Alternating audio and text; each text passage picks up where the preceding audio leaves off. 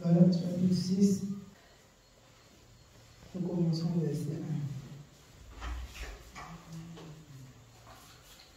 1. Frère, si un homme vient à être surpris en quelque faute, vous qui êtes spirituels, redressez-le avec un esprit de douceur. Prends garde à toi-même de peur que tu ne sois aussi tenté. Portez les fardeaux les uns des autres et vous accomplirez ainsi la loi de Christ. Amen. Le Seigneur dit, si un homme venait à être surpris en quelque faute, que nous qui sommes spirituels, qu'on le redresse avec un esprit de douceur. On peut même avoir beaucoup de connaissances de ce que Dieu dit. Mais si on ne veut pas redresser avec un esprit de douceur, ça va causer beaucoup de problèmes. Nous allons voir que le Seigneur nous fait comprendre dans 1 Corinthiens 13 que si on a même la connaissance et qu'on n'a pas la charité, cela ne nous sert de rien. Si on a toute la connaissance et qu'on ne veut pas redresser celui qui a commis quelques fautes avec un esprit de douceur et avec un esprit d'amour, la connaissance là ne nous servira pas à grand chose. Donc il faudrait qu'on retienne ça. Parce que souvent, nous pouvons reprendre les autres jusqu'à nous retrouver nous-mêmes en train de pécher en reprenant les autres. Et c'est souvent de manière subtile. On peut ne pas se rendre compte très vite. Mais c'est ça qui arrive. Il dit, pendant qu'on reprend quelqu'un, on pêche pendant qu'on est en train de le reprendre là. Parce qu'on ne le reprend pas de la façon dont il faut. On ne le reprend pas avec l'esprit de douceur, pas avec l'esprit d'amour, mais avec parfois même un esprit de moquerie. Oui. Avec un esprit supérieur, tout en lui montrant que je suis supérieur à toi. C'est pour ça que je te dis ça. Je connais plus que toi. Avec un esprit de supériorité. Ce n'est pas ce que le Seigneur demande. Non. L'esprit d'amour, l'esprit de douceur, ce n'est pas ça. Il faudrait qu'on garde ça dans l'esprit. Reprendre l'autre avec un esprit de douceur, tout en gardant à l'esprit que c'est le peu que je connais que je suis en train de vouloir partager avec lui. Et il y a aussi ce qu'il connaît qu'il peut partager avec moi. Mais reprendre l'autre tout en disant souvent, tout en gardant dans l'esprit souvent que non, il ne peut rien me dire. Moi je connais beaucoup, je connais plus. Je suis au-dessus, je suis plus affermi, je suis plus sage, j'ai plus de connaissances. C'est mauvais. Le ton va changer, la manière, quand on a cet esprit-là, le ton va changer, la manière même de parler à la personne, ça va changer, ça ne sera pas avec amour ni avec douceur, jamais. Pourtant, le Seigneur nous exhorte plus bas, portez les fardeaux les uns des autres. Est-ce qu'on peut porter le fardeau de quelqu'un tout en opprimant la personne? Non. On peut reprendre quelqu'un sans l'opprimer. Et on peut reprendre quelqu'un, la personne se sent opprimée tellement. Oui. Pourtant, ce n'est pas ce qui doit arriver. On doit reprendre quelqu'un de telle en sorte que la personne se sent édifiée. Non pas diminuée. On ne reprend pas quelqu'un pour le diminuer, pour que la personne se sente petite. Faites la personne rien du tout. Non. Non, c'est pas ça. C'est que là, nous ne sommes pas en train de porter les fardeaux les uns des autres. La même chose là, il dit qu'on doit supporter la faiblesse de ceux qui ne le sont pas. Nous qui sommes forts, je crois que c'est dans Romains 15, si je ne me trompe pas, il dit nous qui sommes forts, nous devons supporter les faiblesses de ceux qui ne le sont pas. Quand il dit porter les fardeaux les uns des autres, il ne s'agit pas que d'autres vont entendre que non, il faut porter les fardeaux des uns et toujours chercher les fardeaux que les autres vont aider à porter. Jamais aussi. C'est pour que s'il y a des fardeaux qu'on n'a pas cherché, des fardeaux qu'on n'a pas cherché nous-mêmes à avoir des fardeaux et qui sont arrivés, non, on doit s'en porter. On doit porter les fardeaux les uns des autres.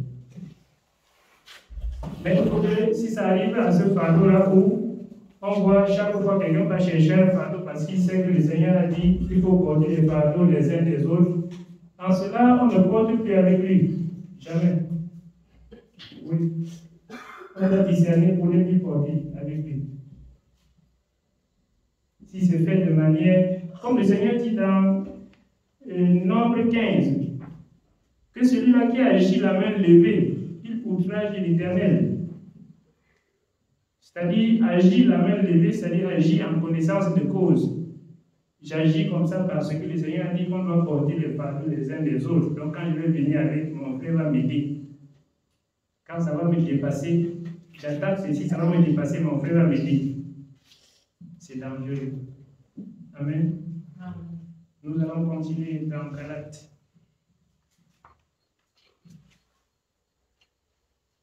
Nous sommes au verset 3.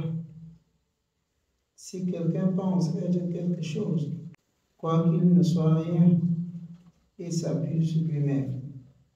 Que chacun examine ses propres œuvres, et alors il aura sujet de se glorifier pour lui seul, et non par rapport à autrui. Amen. Nous voyons, quand nous avons lu plus haut, que si vous supprimez quelqu'un en quelque faute, vous qui êtes spirituel, vous le redressez avec un esprit de douceur. Voilà. Là, nous disions qu'il ne faut pas le redresser avec un esprit de supériorité. C'est pour ça que nous voyons plus bas le Seigneur dit que si quelqu'un pense être quelque chose, quoi qu'il ne soit rien, il s'appuie sur lui-même. Amen. Si quelqu'un pense être quelque chose, quoi qu'il ne soit rien, qu'il s'appuie sur lui-même. Mais il dit quoi en plus? Nous disons encore quoi?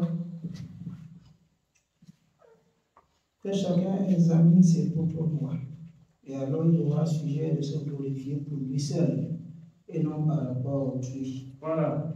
Donc, que chacun examine ses propres voies, et il aura sujet de se glorifier pour lui seul. Pour lui seul, ça veut dire quoi? C'est-à-dire, examiner ses propres voies par rapport à la parole, et non pas par rapport à quelqu'un d'autre. C'est-à-dire, ne pas chercher à voir mes voies sont plus pures que les voies de tel. Amen. Non, ce n'est pas ce que le Seigneur dit. On ne doit pas examiner nos voies par rapport en fonction de quelqu'un. C'est que nous sommes en train de nous égarer. On doit examiner nos voies en regardant est-ce que je suis pur comme la parole voudrait que je sois pur. Ne pas regarder quelqu'un s'il est moins pur que toi ou bien s'il est moins juste que toi. Jamais. C'est pour ça que le Seigneur dit ici, on doit examiner nos voies, non pas pour nous comparer aux gens. Si à jamais nous examinons nos voies pour nous comparer, pour faire des comparaisons avec les gens, nous allons voir ce que nous avons lu au verset 1, ça va arriver. Nous n'allons pas le prendre avec un esprit de douceur. Jamais. Parce qu'on voit toujours qu'on est supérieur par rapport à lui. On doit plutôt voir que je suis juste par rapport à la parole, par rapport à ce que la parole a dit. Et si on est juste, et si on cherche à voir si on est juste par rapport à ce que la parole a dit, on va reprendre son prochain tout en voulant qu'il soit aussi comme la parole a dit et non pas comme nous. Et non pas comme nous. Parce que c'est le plus souvent quand on ne le prend pas avec l'esprit de douceur, c'est parce qu'on voit que nous sommes supérieurs et on voudrait qu'il soit comme nous. Non. Mais on le prend tout en lui disant il faut être comme la parole demande. En cela, on ne doit penser qu'on est quelque chose. Parce que si on se met à penser qu'on est quelque chose, le Seigneur dit que non. Si on pense comme ça, sachons déjà qu'on n'est rien. Que nous ne sommes rien déjà. Si on essaye de penser à un seul instant qu'on est quelque chose, on sache qu'on n'est rien. Celui qui est quelque chose, c'est le Seigneur. C'est le Seigneur Jésus qui est quelque chose. Alors, tout homme doit se mirer sur lui pour se conduire. Parce que la parole, en fait, c'est lui. Le Seigneur, c'est la parole. Tout homme doit se mirer sur lui pour se conduire. Et rien que sur lui. Quand nous voyons le Seigneur dit dans Hébreux 13 que regardez la vie de ceux qui ont servi avant vous, voyez quelle a été la fin de leur vie et imitez leur foi. En fait, le Seigneur dit ça parce que ceux-là se sont conduits, ceux-là se sont mirés sur Christ et ils se sont conduits comme Christ a demandé. C'est pour cela que le Seigneur peut nous conseiller en fait d'imiter leur voie. C'est ça. Ce ne sont pas les voies de l'homme que le Seigneur nous demande d'imiter, mais une voie que les hommes ont suivie et ça a apporté des fruits. Et nous voyons ces fruits-là à travers la parole. Et il nous dit, agissez de même. Amen. Donc, toutefois, nous ne devons pas reprendre notre bien-aimé qui est en quelque faute avec un esprit supérieur, avec un esprit de domination, mais avec un esprit de douceur. Avec un esprit de douceur et d'amour. Et nous devons toujours regarder les autres comme voulant qu'ils soient comme la parole demande. Et savoir que nous tous, c'est sur Christ qu'on doit porter les regards. Amen. Amen. Nous allons encore lire une parole dans Jérémie, chapitre 42. Jérémie, chapitre 42. Nous allons à partir du verset 1. Tous les chefs des troupeaux, Jochanan, fils de Karesh, Jézania, fils d'Osée, et tout le peuple, depuis le plus petit jusqu'au plus grand, s'avancèrent et dirent à Jérémie, le prophète, que nos supplications soient favorablement reçues devant toi. Intercède en notre faveur auprès de l'Éternel ton Dieu, en faveur de tous ceux qui restent, car nous étions beaucoup et nous restons en petit nombre, comme tes yeux le voient. Et que l'Éternel ton Dieu nous montre le chemin que nous devons suivre et ce que nous avons à faire. Jérémie le prophète le dit, j'entends, voici je vais prier l'Éternel votre Dieu selon votre demande et je vous ferai connaître sans rien vous cacher tout ce que l'Éternel vous répondra. Ça, ce sont les enfants d'Israël qui ne savaient plus quoi faire, qui ne savaient pas s'il fallait monter ou s'il fallait descendre, s'il fallait rester ou s'il fallait partir. Mais voilà pourquoi le Seigneur dit, il ne faudrait pas qu'on vienne devant lui le consulter tout en ayant nos voix, que nous avons déjà arrêté que non, nous voulons que le Seigneur dise ceci. Mais allez le consulter quand même pour qu'il dise ce qu'on doit faire. Mais dans notre cœur, on a déjà ce qu'on veut que le Seigneur dise. Jusqu'à si ce n'est pas ça, ça ne va pas marcher. Si ce n'est pas ça, on n'est pas content. Pourtant, quand on doit aller consulter le Seigneur, il faudrait que quand on est devant le Seigneur pour le consulter, qu'on ait un cœur libre. Un cœur qui n'a aucune résolution ferme, aucune résolution prise. Parce qu'on consulte le Seigneur quand on ne sait pas quoi faire. Mais si on sait déjà quoi faire, pourquoi le consulter? Quand nous allons lire plus bas, nous allons comprendre, nous allons très bien comprendre. Ils disent à Jérémie, nous savons que tu es le serviteur de Dieu, que tu es le prophète de l'Éternel. Vas-y consulter ton Dieu, qu'il nous dise ce que nous devons faire. Quel que soit ce qu'il nous dit, nous allons faire comme il a dit. Ça, c'est ce qu'ils disent là. Quel que soit ce que l'Éternel va dire. S'il dit monter, nous on va monter. S'il dit il faut entrer ici, nous on va entrer. Et Jérémie a dit, ok, je vais aller consulter l'Éternel. Nous pouvons continuer. Nous continuons au verset 5. Et ils dirent à Jérémie, que l'Éternel soit contre nous, un témoin véritable et fidèle, si nous ne faisons pas tout ce que l'Éternel ton Dieu te chargera de nous dire. Nous voyons ce qu'ils disent. Ils jurent même par là qu'ils soient témoins contre nous si, après avoir donné la voie qu'on doit suivre, on ne suit pas cette voie-là. Qu'il agit envers nous comme il veut. Amen. Continue. Que ce soit du bien ou du mal, nous obéirons à la voix de l'Éternel notre Dieu, vers qui nous t'envoyons. afin que nous soyons heureux si nous obéissons à la voix de l'Éternel notre Dieu. Donc, eux-mêmes, ils savent qu'en obéissant à la voix de l'Éternel, ils sont heureux. Mais nous allons voir plus bas qu'ils avaient leur résolution dans le cœur. Quand le Seigneur dit monter, ils disent que non, on ne peut pas. On ne va pas monter. Et quand Jérémie refuse de les suivre, on les traîne avec lui. Toi, tu ne restes pas ici. Ils savent dans le cœur qu'en obéissant à la voix de l'Éternel, on est heureux. Mais parce qu'ils avaient leur part de résolution dans le cœur, ce n'est plus quitté. Leur résolution était attachée à leur cœur, à leur esprit, et ce n'est plus parti. Quand le Seigneur a même dit, c'est pour eux qui est resté. C'est pour ça qu'il est important que pour venir devant le Seigneur et les consulter, il faut avoir un cœur vide. Moi, je vais dire ça de cette manière, un cœur vide et attendre ce que le Seigneur va y mettre. Il faut avoir un esprit, un cerveau vide, attendre que c'est le Seigneur qui remplit. Mais si on a le cerveau ou le cœur ou l'esprit à moitié plein, non, le Seigneur ne fait pas le mélange. Ce qu'il met là, ça va mélanger avec ce qu'on a. On va continuer. Nous continuons au verset 7. 10 jours après, la parole de l'Éternel fut adressée à Jérémie.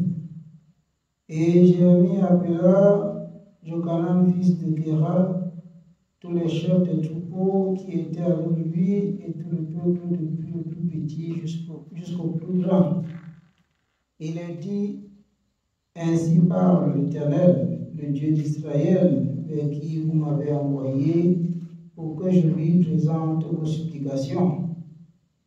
Si vous restez dans ce pays, je vous y établirai et je ne vous détruirai pas. Je vous planterai et je ne vous arracherai pas, car je me répands du mal que je vous ai fait.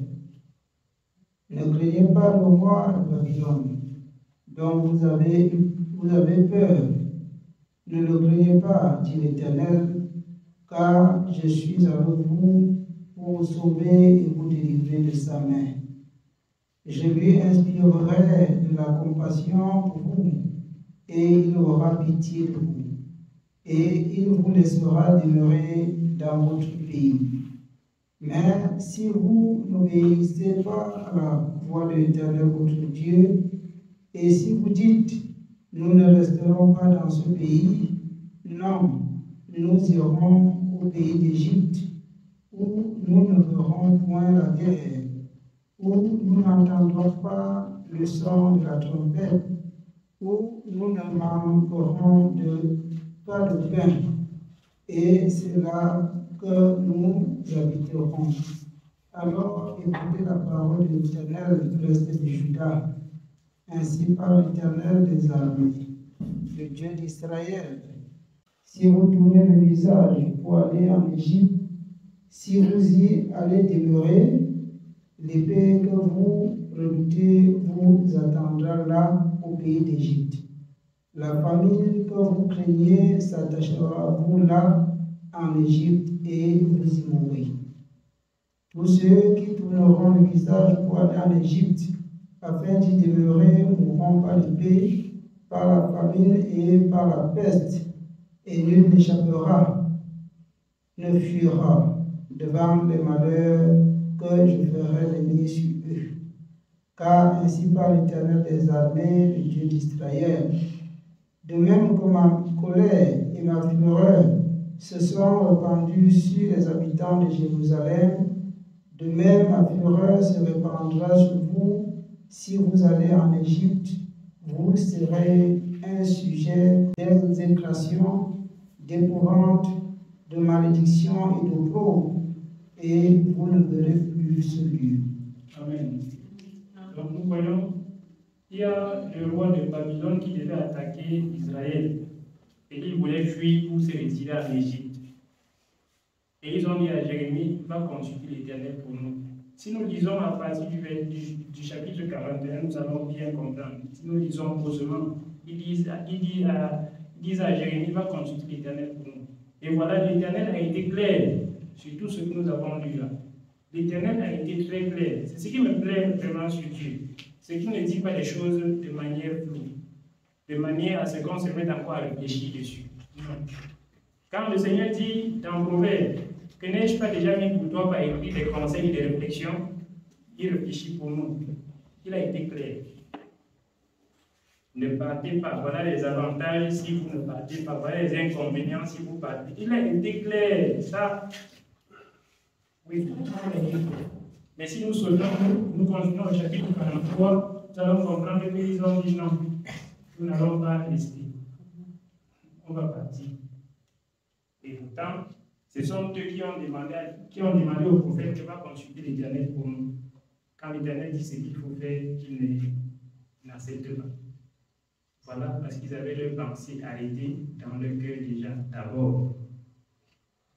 C'est pour cela qu'il disait, quand nous venons devant le Seigneur, il faut avoir un cœur vide, un esprit vide, un cerveau vide, et attendre que le Seigneur remplisse, que le Seigneur mette ce qu'il doit y